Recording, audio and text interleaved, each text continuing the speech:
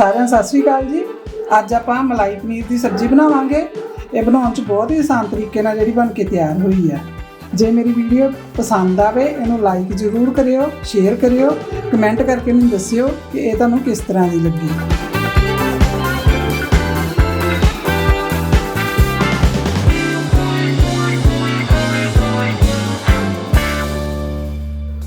हाँ जी, आ 200 ग्राम पनीर है।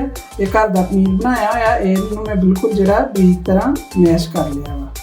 हुण आ 3 मैं मीडियम साइज़ के प्याज लैके इन्हां नूं बिल्कुल बरीक जिहड़ा वा कट लिया। आ 2 चम्मच मैं जिहड़ा सरों का तेल लिया है, अद्धा चम्मच जिहड़ा हल्दी का लिया। लाल मिर्च जिहड़ी आपां स्वाद अनुसार लवांगे।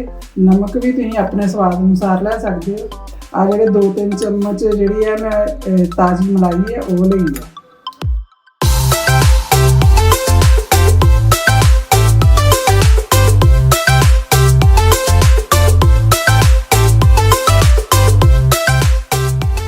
कड़छी जिहड़ी है कढ़ाई इसमें तेल दी पा ली है। इनू चंगी तरह जिहड़ा सरों का तेल इनू आपां पहलां जिहड़ा चंगी तरह लाल होण देवांगे। आ तेल अपना देखो बिल्कुल ऐ सड़ गया है। हुण इहदे विच आपां जिहड़े प्याज पावांगे।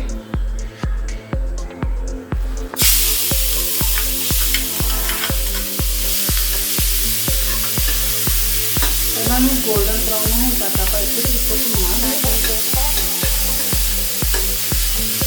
जरा गैस का फ्लेम है वो आप मीडियम से रखा वा। बिल्कुल हाई फ्लेम से नहीं बनावांगे, नहीं तो प्याज अपने इदा कच्चे रहेंगे, देखने में जो सड़ जाएंगे।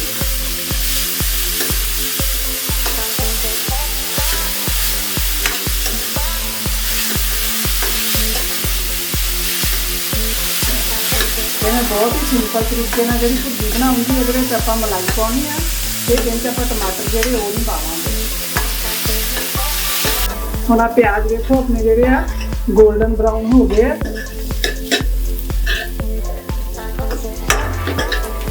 हुण आपां जिहड़े इहदे विच मसाले पावांगे। हल्दी पावांगे आपां,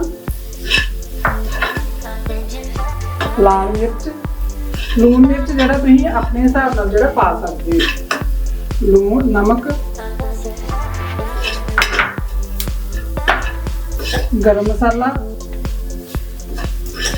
इनू थोड़ा जिहा आपां जिहड़ा भुन लांगे मसालिआं नूं।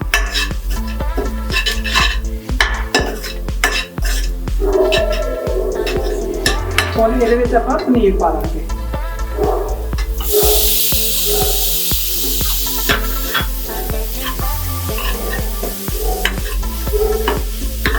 हुण जिहड़ी आपां मलाई लई मलाई पा लांगे।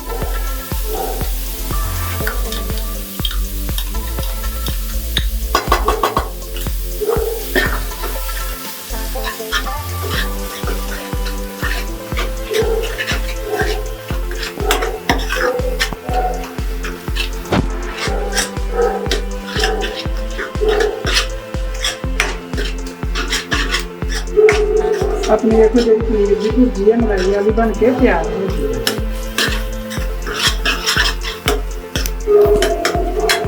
और आप थोड़ी जी